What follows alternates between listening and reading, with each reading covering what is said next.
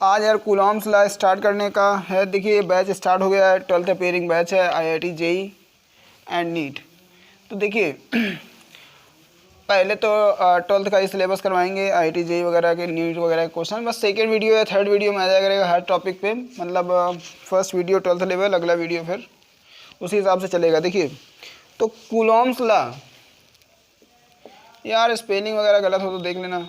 Coulomb's law, Coulomb's law को समझने से पहले हम लोग एक दो कॉन्सेप्ट समझेंगे। पहले देखिए कूलॉम्स लॉ का हम फॉर्मूला लिख देते हैं, समझा कुछ नहीं रहे हैं, बस ऐसे ही लिख देते हैं। 4 pi epsilon not Q1 Q2 upon R square एक फॉर्मूला होता है। F equal to 1 upon 4 pi epsilon not Q1 Q2 upon KR square भी एक फॉर्मूला होता है। F equal to 1 upon 4 pi epsilon not Q1 Q2 upon ये epsilon और यहाँ पे R स्क्वायर। तो इस तरह के तीन फॉर्मूले अलग अलग, एक ही फॉर्मूला है जिसको अलग अलग तीन तरीके से लिखा गया है। तो इस फॉर्मूले में अक्सर बच्चों को ये चीज़ फील नहीं होती है कि एप्सिलॉन नॉट क्या है। समझ तो आ जाता है मगर फीलिंग का ज़्यादा खेल रहता है कि ये चीज़ एप्सिलॉन नॉट क्या है और के क्या है, एप्सिलॉन क्या है, और ये 4 पाई ही क्यों आया, कांस्टेंट की तरह यूज किया गया। तो 4 पाई क्यों लिखा, 3 पाई क्यों नहीं लिखा, या 5 पाई क्यों नहीं लिखा, कांस्टेंट में यही क्यों आया। तो इस तरह के कुछ क्वेश्चन बच्चों के दिमाग में हमेशा रहते हैं, परेशान रहते हैं सबसे। तो इसलिए पहले यही डिस्कस करने का प्लान है कि ये सब चीज़ें क्या हैं। तो देखिए सारी कहानी बताने से पहले आपको कुछ बातें बताते हैं कि जैसे मान लीजिए ये प्लस क्यू चार्ज है और ये पॉइंट चार्ज है।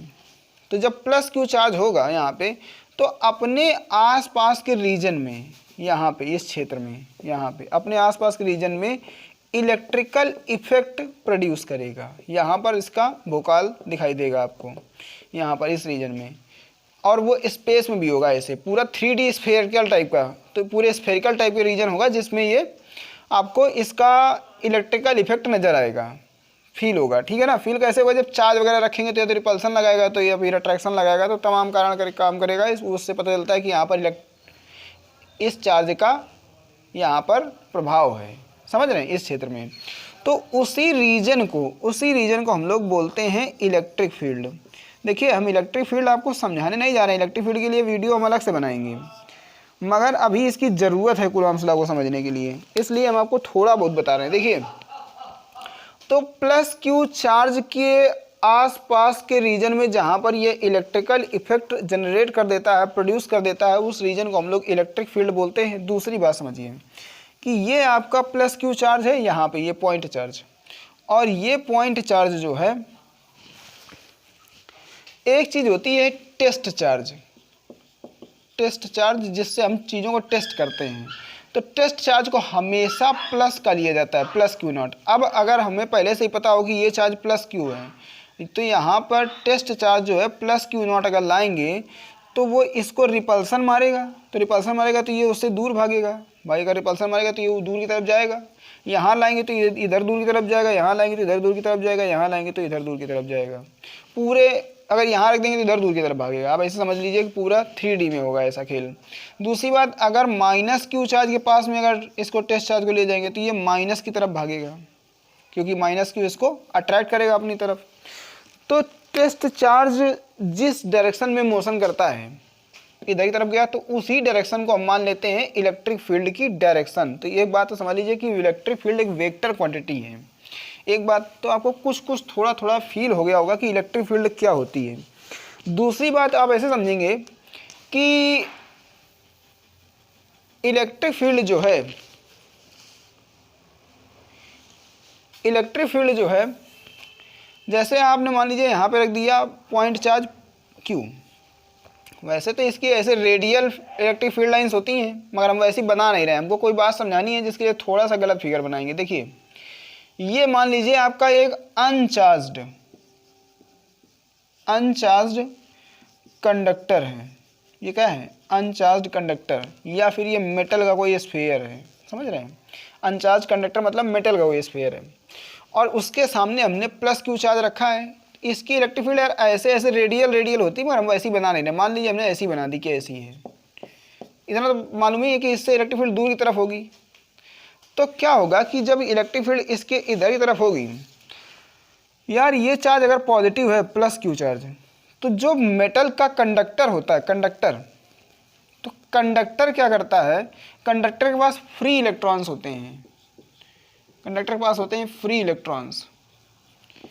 तो जब यहाँ पे प्लस क्यू चार्ज आएगा इस जगह पे, तो इसके इलेक्ट्रॉन्स को सब जगह से ऐसे इधर की तरफ ऐसे ऐसे करके अट्रैक्ट कर लेगा अपनी तरफ। तो सारे इलेक्ट्रॉन, सारे नहीं मतलब भर के, जितनी ज़रूरत है, जितने इलेक्ट्रॉन्स को अट्रैक्ट करेगा उतने आके यहाँ कलेक्ट हो जाएंगे। अब जहाँ से वापस यहाँ पे तो ज़्यादा हो जाएंगे, जब यहाँ से पूरी जगह से ऐसे ऐसे आ गए तो यहाँ पे हो जाएंगे इलेक्ट्रॉन ज़्यादा, और यहाँ पे इलेक्ट्रॉनों की कमी हो जाएगी क्योंकि यहाँ से इलेक्ट्रॉन चले गए। तो देखिए आपको एक चीज़ नज़र आएगी कि यहाँ पे एक पोल इंड्यूस हो गया है, पोल बन गया है, पोल मतलब माइनस चार्ज का पूरा पोल, और ये एक पोल यहाँ बन गया है।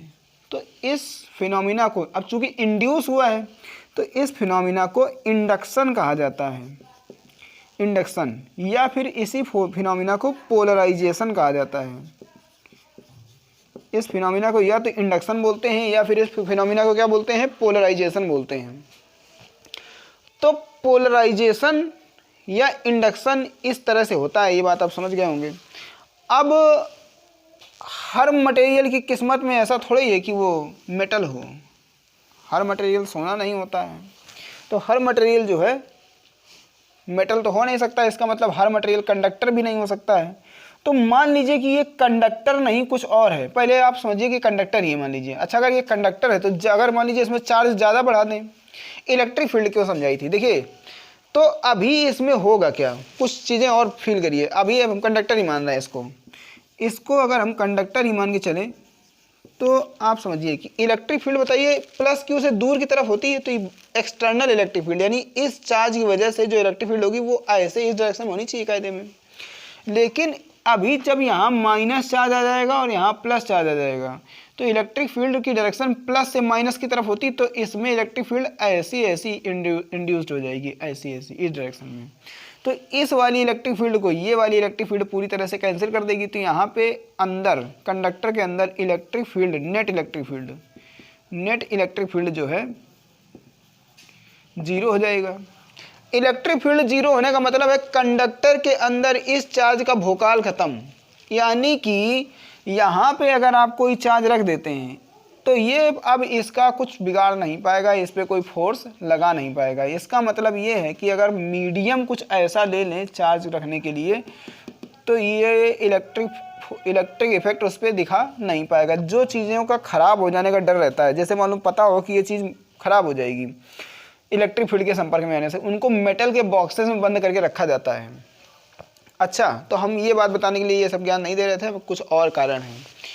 तो ये बताइए कि अगर मान लो यहाँ पे चार्ज की क्वांटिटी बढ़ा देते, यहाँ पे और स्ट्रॉन्ग इलेक्ट्रिक फील्ड आ जाएगी, और स्ट्रॉन्ग इलेक्ट्रिक फील्ड आएगी तो ये और इलेक्ट्रॉन्स को घसीटेगा, यहाँ पे और ज़्यादा इलेक्ट्रॉन जनरेट कर लेगा। यहाँ पे ज़्यादा इलेक्ट्रॉन जाएंगे तो यहाँ पे चार्ज और ज़्यादा बढ़ जाएगा, और यहाँ पे प्लस चार्ज ज़्यादा बढ़ जाएगा तो ये इंड्यूस इलेक्ट्रिक फील्ड और ज़्यादा मजबूत हो जाएगी और इसको फिर भी कैंसिल कर देगी। ये चार्ज अगर और बढ़ा ले तो इलेक्ट्रिक फील्ड और बढ़ेगी, इलेक्ट्रॉन और इधर आएंगे, और ये ऐसे ही चलता रहेगा। लेकिन ये कंडक्टर अपने अंदर इलेक्ट्रिक फील्ड कभी आने नहीं देगा। तो ये बात आप समझ गए होंगे। लेकिन अब दूसरी बात समझिए कि कंडक्टर अगर ये ना हो, अगर ये कंडक्टर ना हो, कंडक्टर ना होने का मतलब सिर्फ यही नहीं होता कि कंडक्टर नहीं तो इंसुलेटर है, बहुत कुछ होता है। एक सेमी कंडक्टर भी होता है, डाइलेक्ट्रिक भी होता है, डाइलेक्ट्रिक मटेरियल भी होते हैं, समझ रहे हैं। तो ऐसे भी लोचे हैं कुछ। तो अगर मान लीजिए कि एक कंडक्टर नहीं है, बहुत अच्छा कंडक्टर नहीं है, कोई पुअर कंडक्टर मान सकते हैं, या फिर डाइलेक्ट्रिक मटेरियल है, तो अब क्या होगा कि ये जो प्लस क्यू चार्ज अभी रखेंगे तो इसकी वजह से एक एक्सटर्नल फील्ड आएगी। इस वजह इसकी जो फील्ड होगी उसको एक्सटर्नल मान रहे हैं, ये वाली फील्ड इंड्यूस्ड फील्ड है इसके अंदर है, तो ये वाली फील्ड क्या होगी, एक्सटर्नल फील्ड होगी। तो इस चार्ज की वजह से एक एक्सटर्नल फील्ड आएगी, लेकिन अभी भी यहाँ चार्ज इंड्यूस होगा, लेकिन पहले जितना नहीं, पहले से कुछ कम इंड्यूस होगा। यानी अब इसका पोलराइजेशन थोड़ा कम होगा क्योंकि अब इसका मटेरियल चेंज हो गया। अब ये कंडक्टर नहीं है, अब इसके पास फ्री इलेक्ट्रॉन नहीं है, तो उतना सारा इस पर पोलराइजेशन हो नहीं पाएगा। इसका मतलब आप ये निकालिए कि मटेरियल अलग अलग होने पे पोलराइजेशन अलग अलग होता है, यानी कि इस चार्ज का भोकाल अलग अलग तरीके से कम होता है। अगर मटेरियल कंडक्टर होगा तो इसका भूकाल पूरी तरह समाप्त हो जाएगा, और अगर मटेरियल कंडक्टर नहीं है, यानी वो मीडियम अगर कंडक्टर नहीं है, तो इसका कुछ असर रहेगा और कुछ असर मिनिमाइज हो जाएगा, रिड्यूस हो जाएगा। समझ रहे हैं? तो ये जो एप्सिलॉन होता है, एप्सिलॉन नॉट होता है और के होता है, इस एप्सिलॉन को बोला जाता है इलेक्ट्रिकल परमिटिविटी। इलेक्ट्रिकल परमिटिविटी, इसी को बोल सकते हैं permit of polarization. Permit of polarization, इसका नाम electrical permittivity of the medium या फिर परमिट ऑफ पोलराइजेशन। यानी कि एप्सिलॉन की वैल्यू ये डिसाइड करेगी कि ये मटेरियल कितना पोलराइज होगा, यानी कि इसके द्वारा, इस चार्ज की वजह से इस चार्ज पे कितना फोर्स आएगा। इसके अलावा एप्सिलॉन नॉट जो होता है वो है इलेक्ट्रिकल परमिटिविटी ऑफ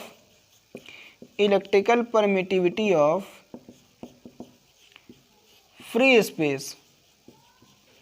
तो जब फ्री स्पेस हो या एयर हो, तब ये चार्ज इस पर कितना फोर्स लगाएगा या ये चार्ज इस पर कितना फोर्स लगाएगा, ये एप्सिलॉन 0 डिसाइड करता है। और के क्या होता है? के है epsilon upon epsilon not.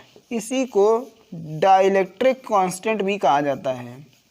Dielectric constant भी कहा जाता है। तो ये आपको अब कुछ फील हुआ होगा कि ये एप्सिलॉन नॉट के, ये सब मटेरियल की प्रॉपर्टी है या फिर मीडियम की प्रॉपर्टी है। यानी कि इन दोनों के बीच में लगने वाला म्यूचुअल फोर्स ऑफ अट्रैक्शन या फिर mutual force of repulsion medium पे डिपेंड करता है कि ये चार्ज आपने किस में रखे हैं। दोनों एयर में रख दिए हैं, वैक्यूम में रख दिए हैं, लिक्विड में डाल दिए हैं, कहाँ पे रखे हैं, इस पर डिपेंड करता है कि ये दोनों आपस में कितना फोर्स लगाएंगे। समझ रहे हैं? तो मीडियम पे ये बात जरूर डिपेंड करेगी कि एक चार्ज दूसरे पे कितना असर डालेगा। खैर, इसके बाद क्या है कि अब बात करते हैं कूलॉम्स लॉ की। तो कूलॉम्स लॉ जो है, कूलॉम्स लॉ हेडिंग तो पड़ी है। देखिए कूलॉम साहब ने क्या किया, ये है Q1 चार्ज, ये है Q2 चार्ज। खूब सारे ढेर सारे एक्सपेरिमेंट किए और एक्सपेरिमेंट करके कुछ निष्कर्ष निकाले। उन्होंने कहा कि अगर ये दोनों चार्ज r डिस्टेंस से सेपरेटेड हो, यानी कि इनके बीच का गैप r हो, और ये दोनों अगर पॉइंट चार्ज हों, ये दोनों चार्ज कैसे हैं? ये दोनों चार्ज पॉइंट चार्ज हैं। तो पॉइंट चार्ज होगा तो इनके बीच में लगने वाला फोर्स ऑफ अट्रैक्शन या फिर फोर्स ऑफ रिपल्सन, यार फोर्स ऑफ अट्रैक्शन तब आएगा जब दोनों अपोजिट पोलैरिटी के चार्ज होंगे, और फोर्स ऑफ रिपल्सन तब आएगा जब सेम पोलैरिटी के चार्ज होंगे। खैर, तो इसमें लगने वाला फोर्स ऑफ अट्रैक्शन या फिर फोर्स ऑफ रिपल्सन इन दोनों चार्जेस के प्रोडक्ट के डायरेक्टली प्रोपोर्शनल होता है और 1/r² के प्रोपोर्शनल होता है। अगर इन दोनों को मिला दें तो ये हो जाएगा F proportional to Q1 Q2/r²। और मान लीजिए कि ये फ्री स्पेस में रखे हैं, फ्री स्पेस में, तो यहाँ पर F equal to 1/4 pi epsilon not Q1 Q2/r² आ जाएगा, जिसमें से एप्सिलॉन नॉट ये बताएगा कि ये दोनों चार्ज फ्री स्पेस में रखे हैं। ठीक है ना? तो ये आएगा आपका एक फॉर्मूला जिसको हम लोग कूलॉम्स लॉ के नाम से जानते हैं। अब इसमें एक क्वेश्चन आता है कि यहाँ पर 4 पाई क्यों आया? तो देखिए, जैसे आपका जो पॉइंट चार्ज होगा, तो पॉइंट चार्ज की जो इलेक्ट्रिक फील्ड होगी वो इधर की तरफ भी होगी, इधर की तरफ भी होगी, इधर की तरफ रेडियल होगी एकदम। समझ रहे हैं? तो स्फेयर जैसा एक रीजन बना लेगी, और स्फेयर का सरफेस एरिया होता है 4 पाई r²। 4 पाई r²। इसको गॉस लॉ जब आप पढ़ेंगे तो और अधिक समझ पाएंगे कि 4 पाई क्यों आया, लेकिन कुछ आपको अंदाज़ा हो गया होगा कि यहाँ पर 4 पाई ही क्यों लिखा गया है। दूसरी बात, अगर मान लेते हैं कि इसका मीडियम कोई डाइलेक्ट्रिक है, तो फिर फॉर्मूला होगा F equal to 1/4 pi epsilon not Q1 Q2/r², और यहाँ पर एक K और मल्टीप्लाई कर देंगे। ये इसका product epsilon not into K, ये एप्सिलॉन के बराबर होता है। Epsilon not into K epsilon के बराबर होता है। यहाँ से F बराबर आ जाएगा 1/4 पाई एप्सिलॉन Q1 Q2/r²। तो ये केवल हमने मैग्नीट्यूड की बात करी है, बाकी ये एक वेक्टर क्वांटिटी होता है। यहाँ पे आप एक डायरेक्शन दिखाने के लिए एक एन वेक्टर बना सकते हैं, इसमें केवल डायरेक्शन है, मैग्नीट्यूड नहीं है, इसके ऊपर आप वेक्टर लगा सकते हैं। ऐसे इसके ऊपर वेक्टर लगा देंगे, यहाँ से आप ऐसे डायरेक्शन शो कर देंगे, यहाँ पे आप वेक्टर लगा दें और इस पर आप क्या करें, डायरेक्शन शो कर दें। इसमें केवल डायरेक्शन है, मैग्नीट्यूड नहीं है, ये यूनिट वेक्टर होता है, ठीक है। तो इस तरह का सीन रहेगा कूलॉम्स लॉ का। तो ये तो कहानी हो गई कूलॉम्स लॉ से रिलेटेड। अब बात करते हैं डायमेंशन की, वो भी किसके डायमेंशन की, एप्सिलॉन के या फिर एप्सिलॉन नॉट के डायमेंशन और उनके यूनिट की। बाकी फोर्स की यूनिट और डायमेंशन मत पूछना यार, है ना, वो तो आपने पढ़ ही लिया होगा 11th में। फोर्स की डायमेंशन MLT-2 होती है, यूनिट न्यूटन होती है। SI सिस्टम में फोर्स की यूनिट क्या होती है, न्यूटन। तो अब देखिए अगर हम बात करते हैं F = 1/4 pi epsilon Q1 Q2 upon R² की, तो यहाँ से अगर एप्सिलॉन निकाल लें हम, तो एप्सिलॉन आ जाएगा 1/4 पाई F Q1 Q2 upon R², ठीक है। तो यहाँ से जब आप इसको कैलकुलेट करते हैं तो देखिए ये बताइए इसकी कोई यूनिट होती है क्या, ये तो नंबर है, इसकी तो कोई यूनिट है नहीं, यूनिट केवल इन्हीं चीज़ों की आएगी। तो एप्सिलॉन Q1 चार्ज है, तो इसकी यूनिट क्या होगी, कूलॉम, इसकी यूनिट होगी कूलॉम। तो कूलॉम का तो स्क्वायर हो जाएगा। नीचे फोर्स की यूनिट क्या होगी, न्यूटन, और डिस्टेंस की मीटर, तो न्यूटन मीटर स्क्वायर हो जाएगा। यानी एप्सिलॉन की यूनिट क्या आ जाएगी, कूलॉम।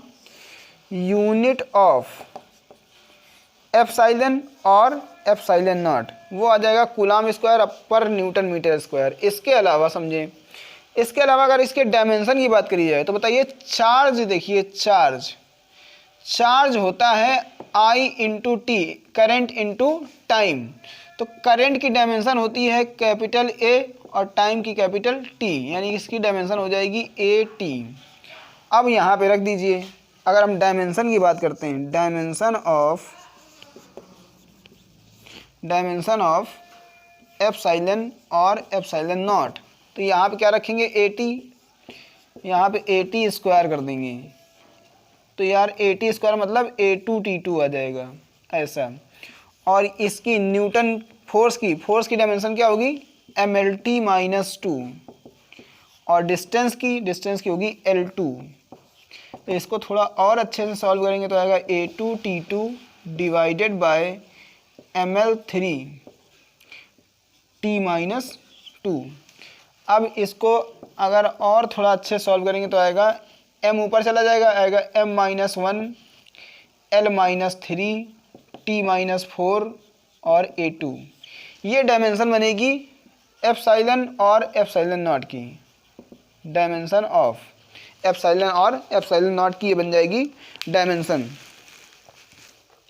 तो यूनिट भी आपने देख ली है, एप्सिलॉन की यूनिट क्या होती है, कूलॉम पर न्यूटन मीटर स्क्वायर।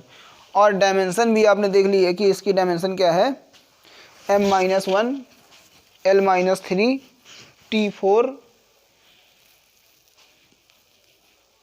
T4 होगा, ये प्लस का 4 आएगा। ये देखिए माइनस का 2 है, ऊपर जाके प्लस का हो जाएगा, तो ये 4 आएगा, माइनस का 2 ऊपर जाके ऐड हो जाएगा, तो T4 आएगी, m-1 L-3 T4 और A2। तो ये बन जाएगी इसकी डायमेंशन। अब आगे बात करते हैं, देखिए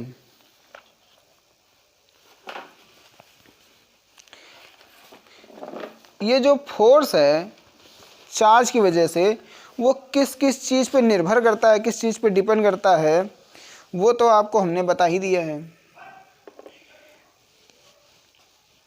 मीडियम पे डिपेंड करता है, तो फोर्स इज कंजर्वेटिव। फोर्स जो है कंजर्वेटिव होता है। कंजर्वेटिव का मतलब यार थोड़ा समय आने पे ही समझाएंगे, अभी थोड़ा इसको रोक ही देते हैं मामले को, कंजर्वेटिव बात नहीं करते हैं।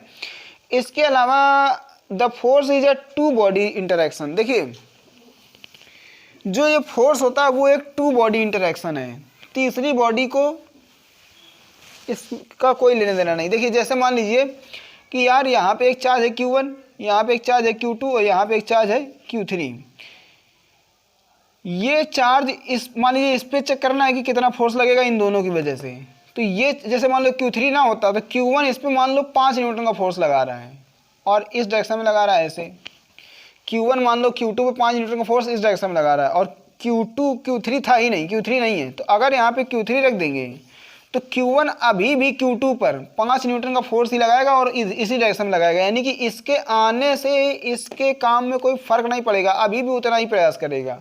बस ये बात और है कि अब Q3 भी इस पर फोर्स लगाने लगेगा, ऐसे करके, समझ रहे हैं। तो इस पे मतलब कि Q1 का लगाया हुआ फोर्स Q2 पे पहले जितना था उतना बाद में भी होगा। जैसे Q3 अब आ गया है तो जितना फोर्स अब Q3 इस पे जब फोर्स लगाएगा तो इसको नहीं देखेगा कि Q1 आया है तो हम कम फोर्स लगाएंगे, जितना लगा सकता है उतना पूरा लगा देगा। इसका मतलब है कि अगर हम इस पे फोर्स चेक करना चाहें कि कितना फोर्स आएगा, तो हम बस क्या करेंगे, इनका वेक्टर समेशन कर लेंगे, रिजल्टेंट निकाल लेंगे और हमको पता चल जाएगा कि Q2 फोर्स कितना आता है। तो इसीलिए बोला गया है कि the force is a two body interaction. The force is, ये इसी वाले फोर्स की बात कर रहा है, the force is two body interaction, तीसरी बॉडी से कोई लेना देना नहीं है। इसके अलावा देखिए कि ये जो फोर्स है इलेक्ट्रोस्टैटिक फोर्स, तो ये फोर्स जो है 1/4 pi epsilon not Q1 Q2 upon R square. तो इसमें से जो है ये पूरा का पूरा कांस्टेंट हो जाएगा। ये मान लो कोई एक कांस्टेंट है, कोई कांस्टेंट मान सकते हैं, K प्राइम मान लेते हैं, Q1 Q2 upon R square.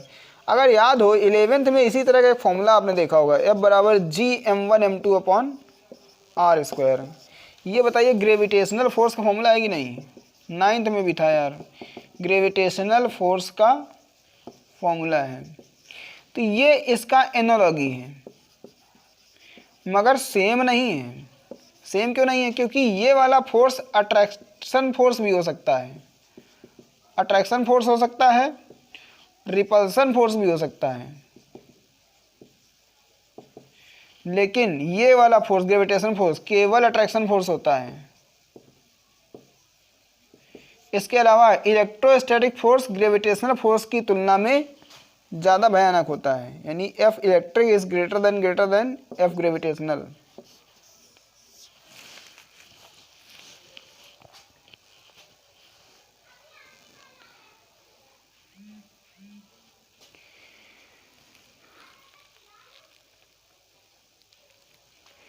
इसके अलावा एक बात और समझें कि जैसे मान लीजिए कि आपका एक बात यार शायद नहीं बताई है हमने आपको कि 1/4 पाई एप्सिलॉन नॉट की वैल्यू कितनी होती है। 1/4 पाई एप्सिलॉन नॉट की वैल्यू 8.98 इंटू 10⁹ होती है। इसको न्यूमेरिकल प्रॉब्लम्स में 9 इंटू 10⁹ लिख दिया करते हैं। एप्सिलॉन नॉट की वैल्यू यार 8.85 समथिंग कुछ करके होती है, वो आप बुक से देख लीजिएगा, नोट्स में शायद लिखना भूल गए हम, तो देख लेते हैं, अगर मिल जाती है तो बता देते हैं आपको।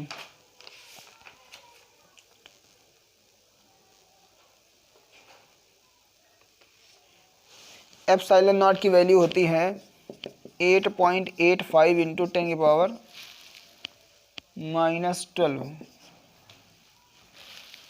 बाकी इसकी यूनिट तो आप जानते ही हैं, कूलाम स्क्वायर पर न्यूटन मीटर स्क्वायर। इसको यार F/m करके कुछ लिखा है,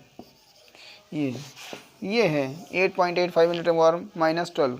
बाकी इसके न्यूमेरिकल वगैरह करवाएंगे तो आपको समझा देंगे। एक कॉन्सेप्ट और थोड़ा बहुत समझ लें। देखिए ये बताइए कि अगर मान लीजिए कि दो चार्ज हैं, ये वाले, ये चार्ज है, यहाँ पे एक Q1 चार्ज है, एक यहाँ पे Q2 चार्ज है, और बीच का गैप R है। तो और ये स्पेस में है, फ्री स्पेस में मान लीजिए रखा है। तो फॉर्मूला बताइए क्या आएगा, F = 1/4 पाई एप्सिलॉन नॉट और Q1 Q2 upon R square. और अगर मान लीजिए इसी को हमने किसी डाइलेक्ट्रिक कांस्टेंट वाले मीडियम पे रख दिया, डाइलेक्ट्रिक मीडियम में रख दिया,